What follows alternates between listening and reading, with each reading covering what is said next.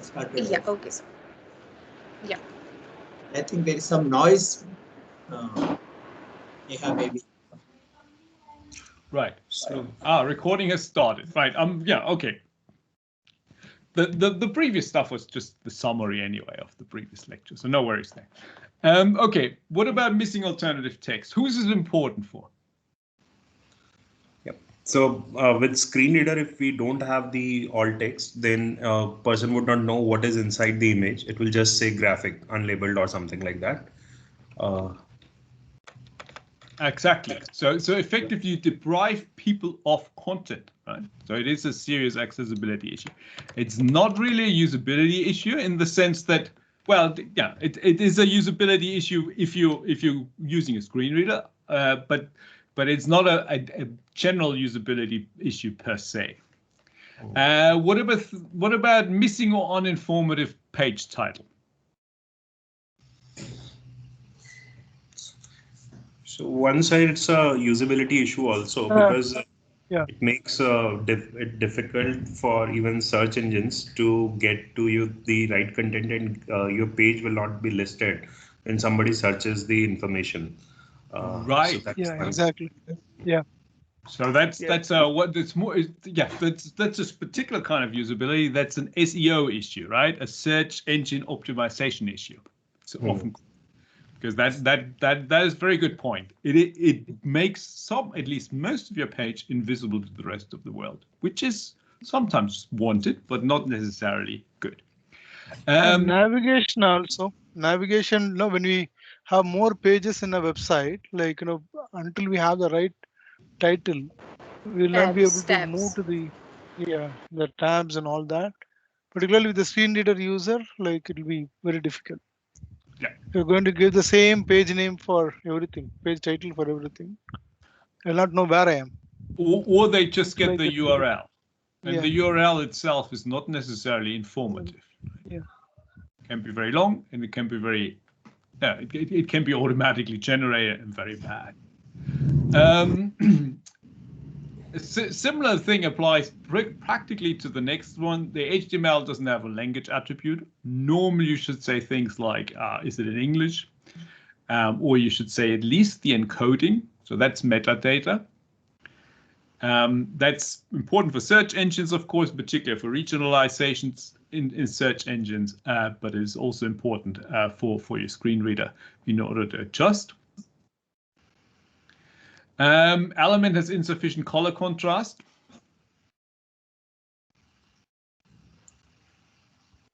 So it's both usability and accessibility issue. For the sighted people, it's always you'll find it difficult to read the content, and for the low vision person, it's a major. It can be a major accessibility issue. Yeah. So what about buttons have no meaningful content? That was the issue when we had buttons which had a tick box or buttons had a question mark on it. Right. Yeah, usability for cognitive impairments will be a difficult thing. Probably, like, you do not know what this particular really says about.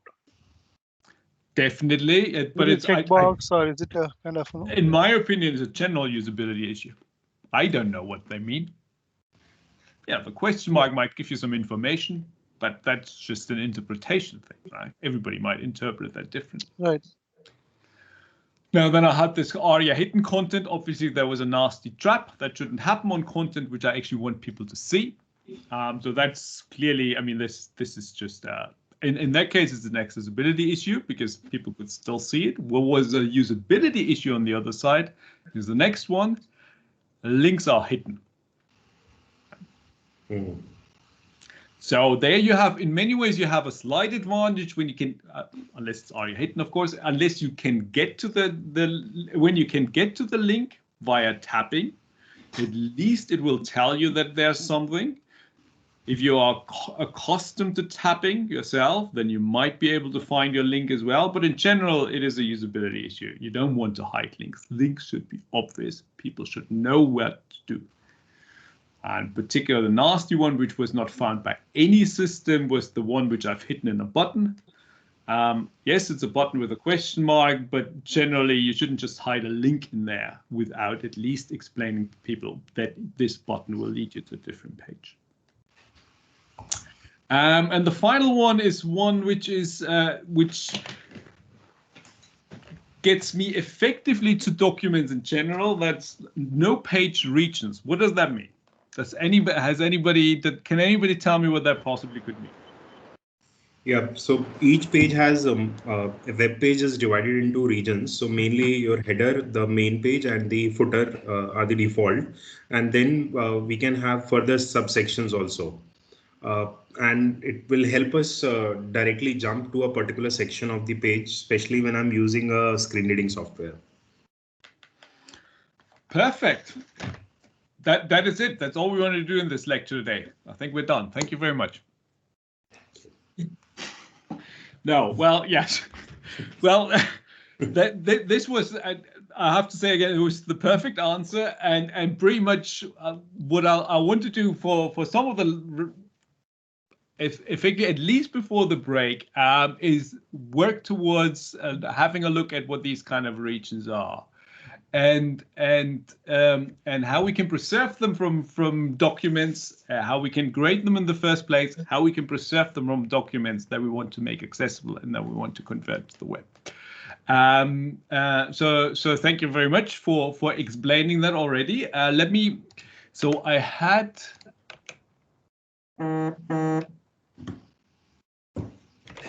I have to quickly rebuild my site. Sorry. Because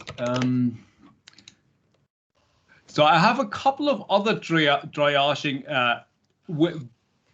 ways how to triage things about what's content and what is structure of the page. So in many ways, what is the static information that you can see, and what is the interactive, or what are the features in the background that make the page happen, if you like. And the second one is, or third one, which I'm quite always keen on, is the difference between a syntactic analysis of the page and what is the semantic analysis of the page. So in other words, what is the content? What is the content of elements that I can perceive or read or listen to? And what is their meaning? And what is the meaning of these things clear? Like, for instance, let me reload the page because I had that. Right, so that was the usability versus accessibility, content versus structure is pretty much what we've just worked on. And triaging syntax and syntactic is semantic things are, for instance, if I hide something deliberately, I'm trying to change the meaning of the page. If I'm ordering headings, etc., all this in a way is a semantic setup of the page. You can still perceive the content as in pure textual content, but you might not get the deeper structure. And for this, I want to make a little discourse on comparing traditional documents and the way they are built in terms of the language and the linguistic constructs to the more to electronic and web documents and what those concepts mean on the web.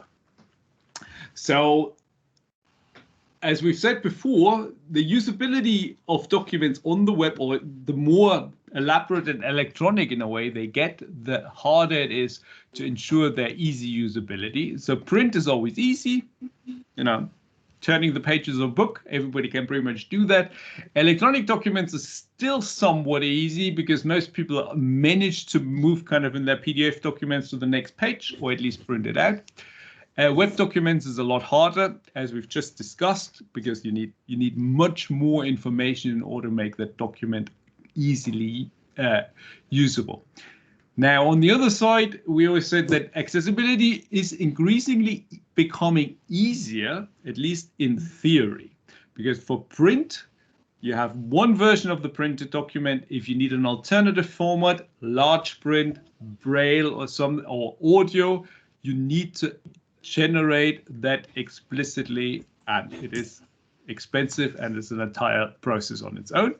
Electronic documents, it's easier somewhat because at least you can, while they're still mainly electronic documents, I'm now talking about things like PostScript and PDF formats. While they are still mainly geared towards print, at least you can to some extent read them out, make them audio available. Sometimes you can even hide interesting alternative content in there. On the other side, when it comes to web documents, effectively everything can be in the same document and the same page, and therefore it should be much easier to make accessible. Obviously, as we all know, reality looks different. And that's what we're going to look at now. Right.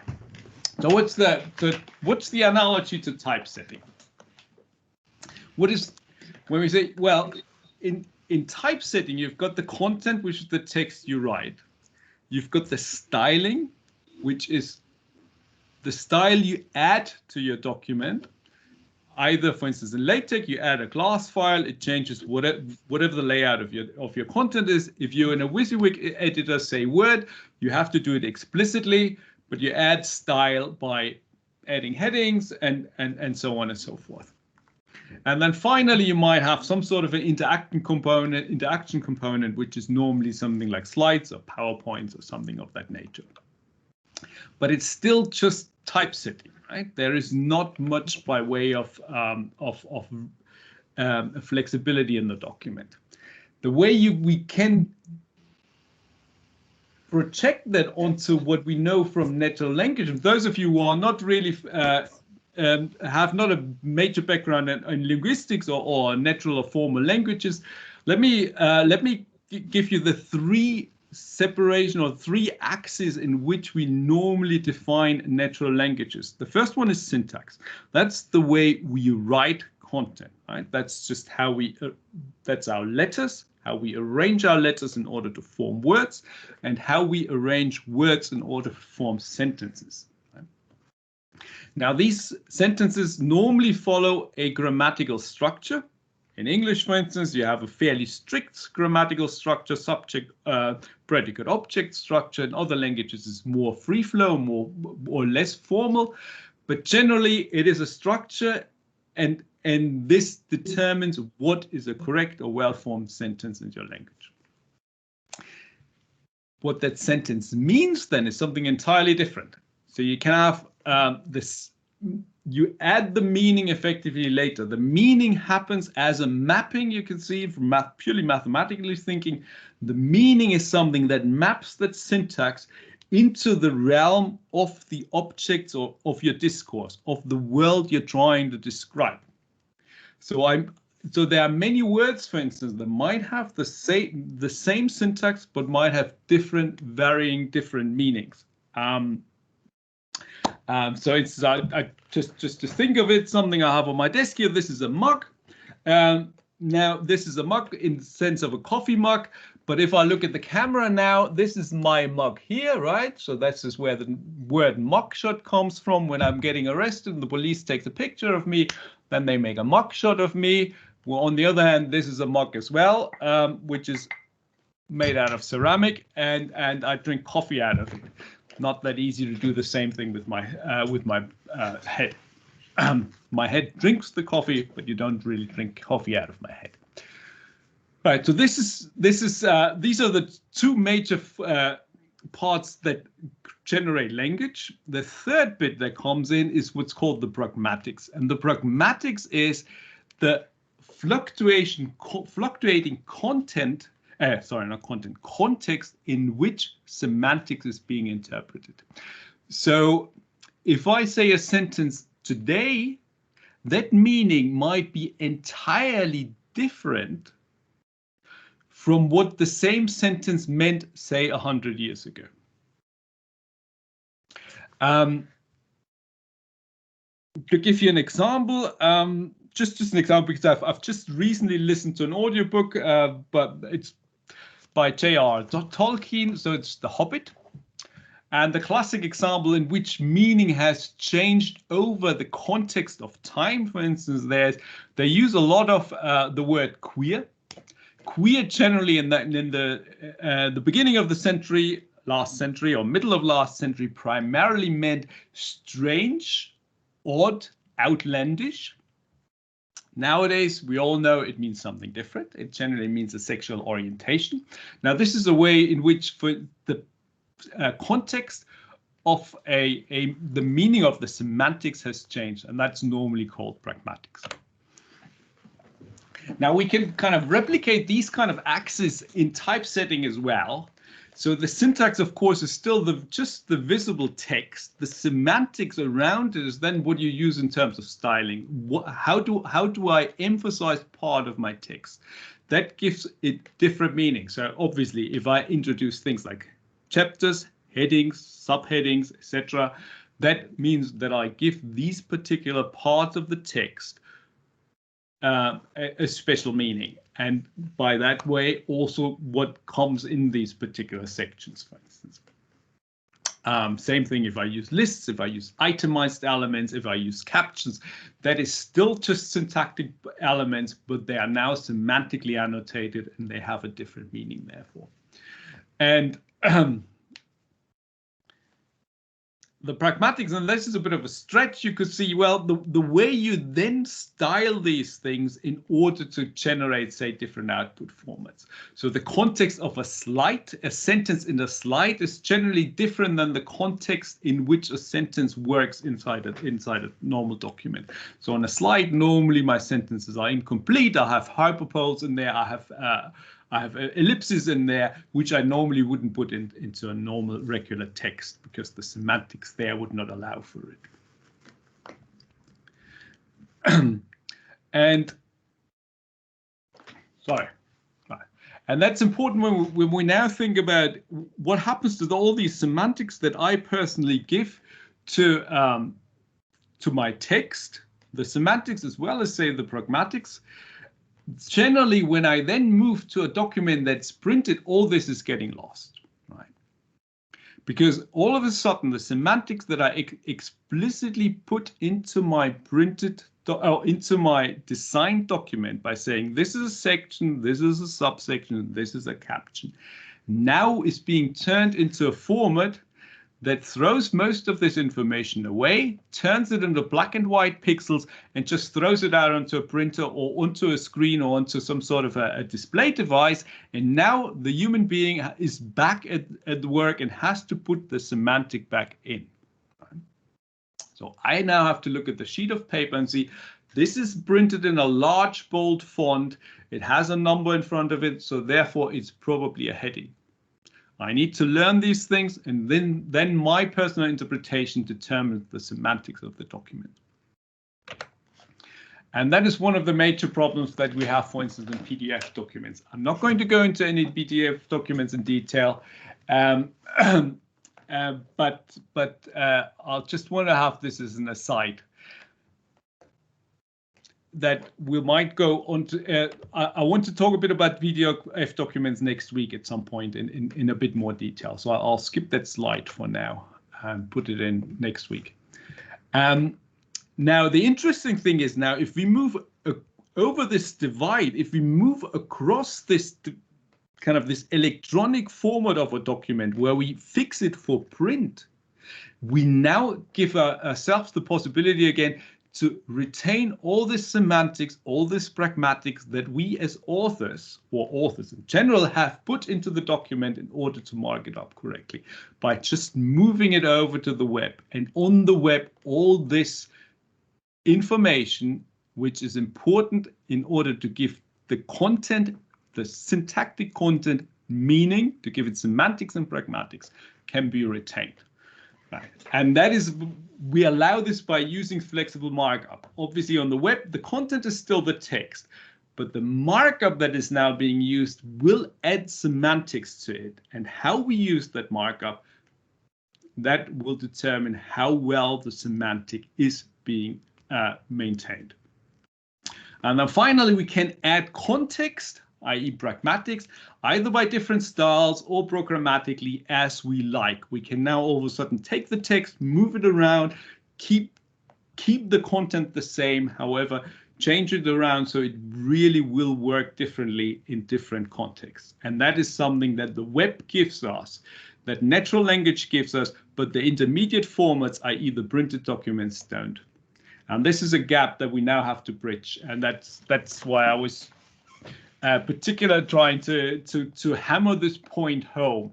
We now have this really great opportunity to integrate all this kind of this intellectual content that we as authors think should be there, and we want to get across to the reader into a flexible medium that allows us to do that, and that allows us not only to do that for particular readers, but for all readers, meaning that we can generate automatically things like alternative formats for people with visual impairments, for cognitive impairments. We can simplify, we can add simplifications to text, etc., which will be selectively displayed, and all these things. And all these things are now possible. And now, of course, is the question, how on earth do we do all that? How do we get that, all that semantics that I've been just harping on about? Well, how do we get it into documents? Well, there's obviously one way is there's the simple structural components, and it was you've alluded to it earlier when we were talking about these regions that were missing from our documents. So there's all these simple structural components that we can put into web documents, which already gives part of the content meaning and therefore semantics. Now we can improve that by giving various types of attributes and ARIA markup.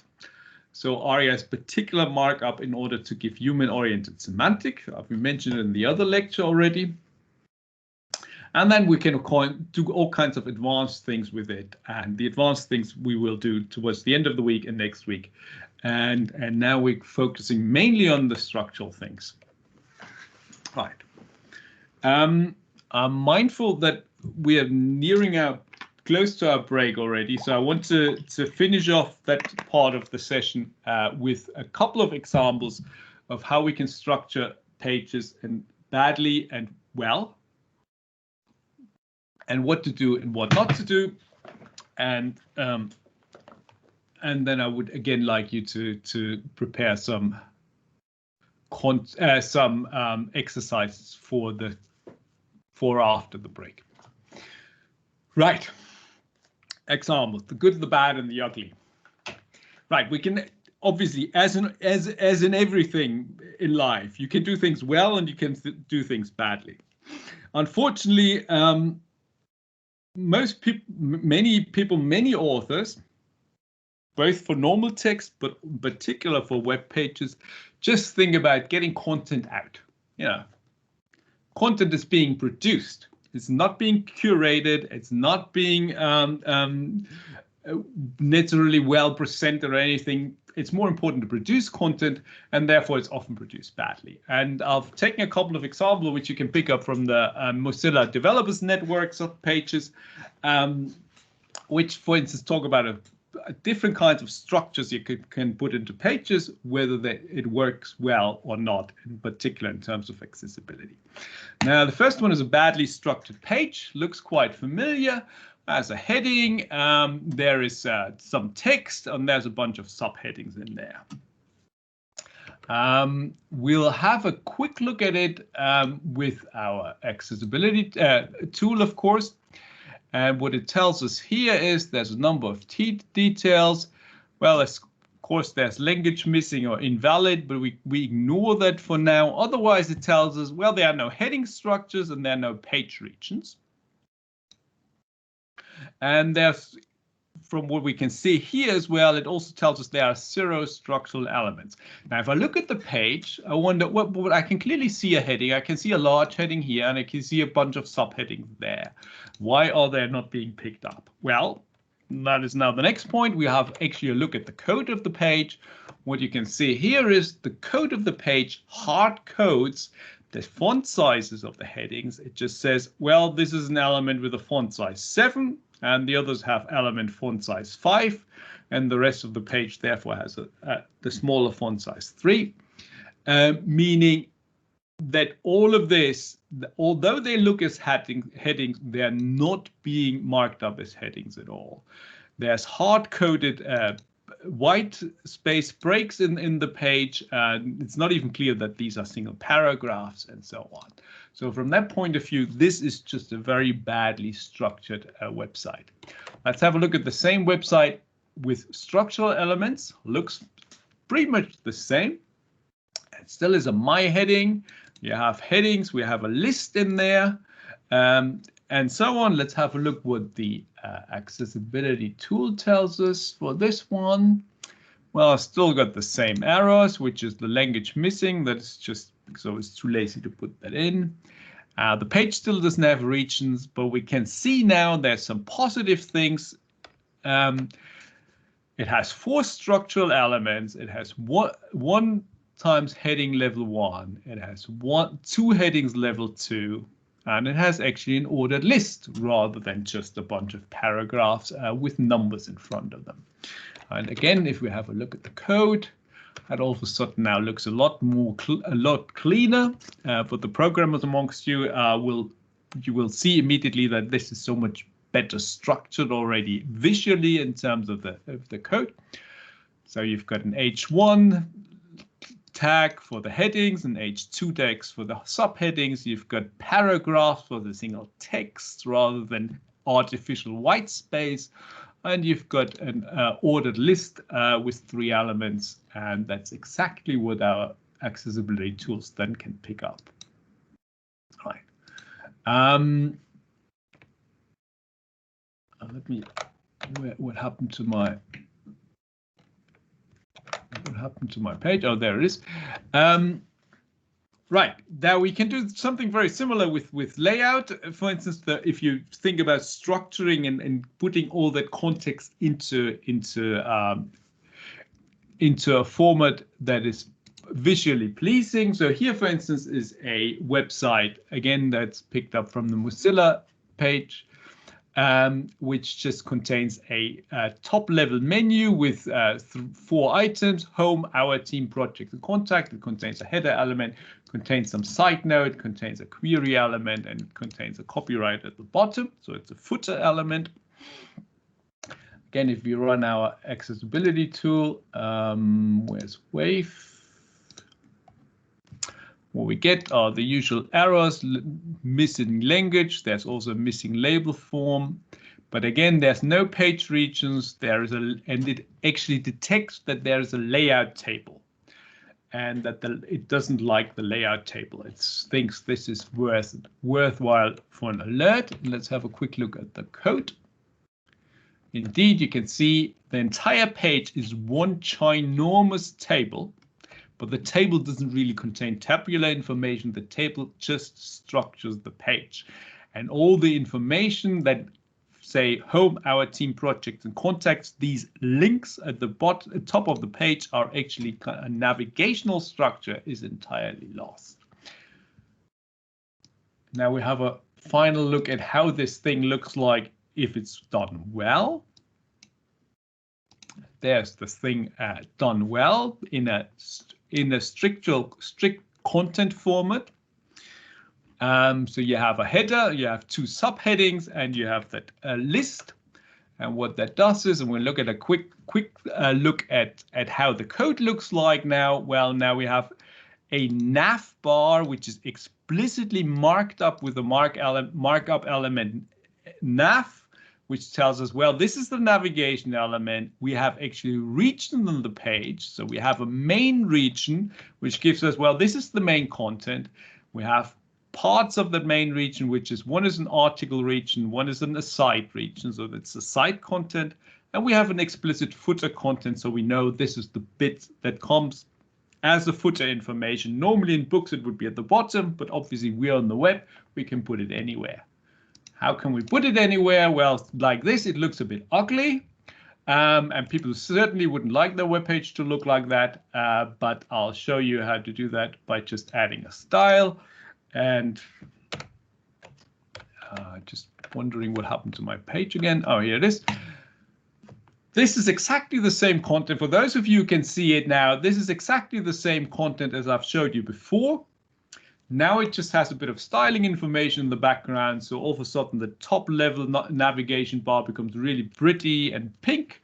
and the header is kind of underlaid, shadowy. Different fonts are happening here, and it's being clearly separated in different sections, which are not necessarily in the same order as they are in the actual content document, but the styling then does it like this, and that's pretty much what we are aiming for.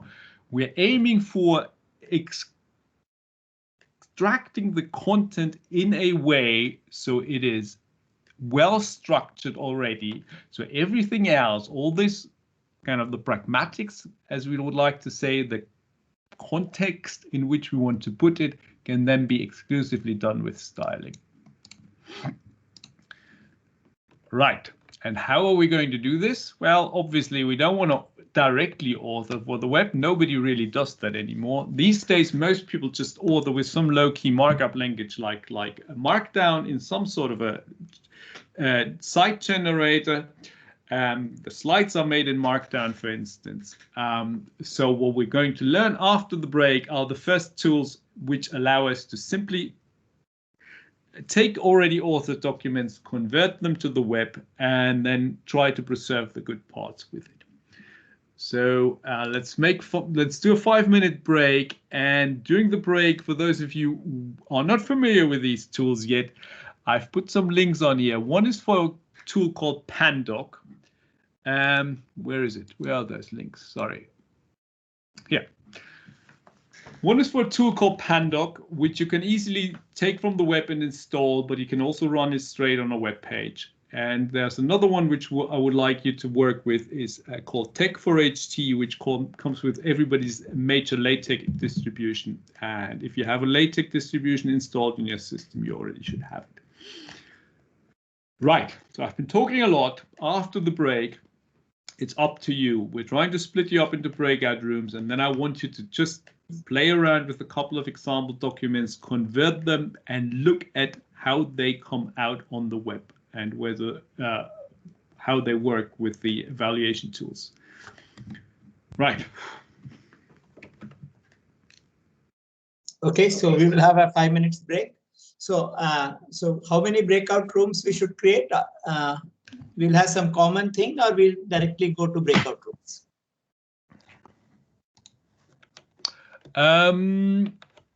I think we should probably just go to breakout rooms straight away. So, and to what extent is it possible for me to hop around breakout rooms? That I will work out. So that we will see. I think I should be able to manually. Right. So in a worst case, how about this? We will do 3 breakout rooms. Okay. And in a worst case, it's you, Neha, and me going each to one room and just. Sure. And we would like we'll start with some document, or you are going to allow them to freely prepare some? Oh, of course you're allowed to freely prepare document. I've put a document which is available. If I could only find it on my own slides, I'm sorry about that. It's a right mess here. I've put an example document on the web, which people could use straight away. And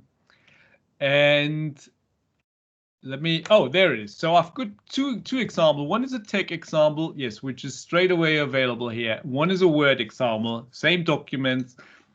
And you can just use either one of those and then start playing with these basic commands, which are on starting slide 24 and further. Okay. Yes. So I can't see the chat box here. Why is that so? You can see or you cannot see? I cannot see. I cannot see the message. Okay, so you are in the same situation as Volker. Some people are still trying to figure out why some people are able to see the chat box and why some are not. So we will do some research after this talk. But this time we need to live through it because we are still not able to figure out. We did something before the talk started, but I think debugging is still going on. So we will. Slides that Volker is sharing, how do we happen? I'm sorry, could you repeat that? I didn't catch that. Slides You can mail me the slides, Volker. I will put it up. Oh, I've mailed you the slides already. You already? Okay. Let me just check. Before the lecture, and they are still available on our where is that, the well, we could maybe we could put the link again into the, here's the link where the slides are. I'd love to put it in the chat. I'm afraid I can't. So Maybe I've highlighted it here. It's Neha, you can put it on the chat. Yeah, maybe somebody else can put it on there. So all the content is straight away available on GitHub, and so you can simply start working from there.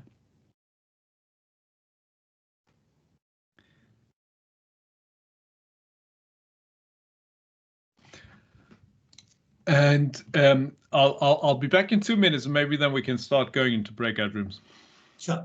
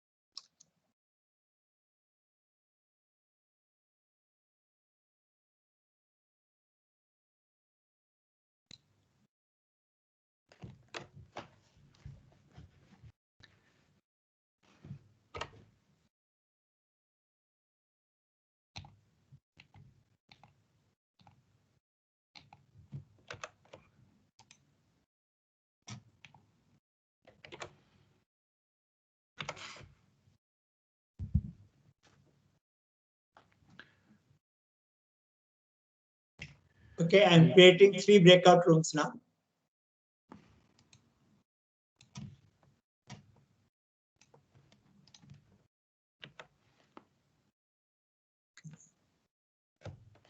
Right. While you do this, right. So what I want you to do in these breakout rooms, I mean, I think it would be the best if one of you can always maybe share a screen or something like this, and you can work together. Is effectively just download one of these examples. If you have one of either Pandoc or Tech4HT installed, just run it as it is displayed here on the slides. So Pandoc is very simple. It's a single command line. Just Pandoc, the input document, then -o the output document, -- standalone should give you a nice website. Volker, I think only your breakout room people may be able to hear you. Let me just check. Oh, are we already? Yeah, so I would have to close the breakout room, and that's why I said that. Oh, okay. Are we already in breakout rooms? Who's in my breakout room? Is everybody able to hear? Piyush, are you able to hear him? Yes, sir. Yes, sir. You are able to hear him. Okay, then okay. So you are in a different breakout room, so it's okay. Then everybody is able to hear. Is there anybody who is not able to hear, Volker? They might not be able to hear you as well. No, I am organizer. Oh, the organizer can be heard by everybody. Okay. So, okay, so I think let me see who else. Piyush, where is Neha? Neha. Yes, sir. Akhila, you are you able to hear? Yeah, I can hear. Okay, please go ahead. You're fine. Okay. Right. So Tech for HD is very trivial actually, because it automatically will generate HTML. All you have to do is make for HD and then the input tech file. However, make for that only works on tech files. And then I want you to just inspect the output, ideally by just running it on a local server. I've put a couple of ways how to run the server, if you like, with Python or with Node.js, easily in your directory, and then look at it and run one of the evaluation tools and see and tell me what you see, or kind of summarize what you see. Okay, so I think I still have to press the start room, so that's why it has still not broken out. So I will do that. Okay. Okay, so let's see how it goes. Very Okay. exciting. Can you?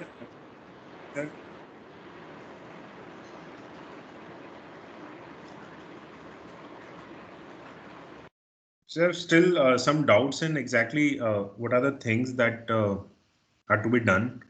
Can you just quickly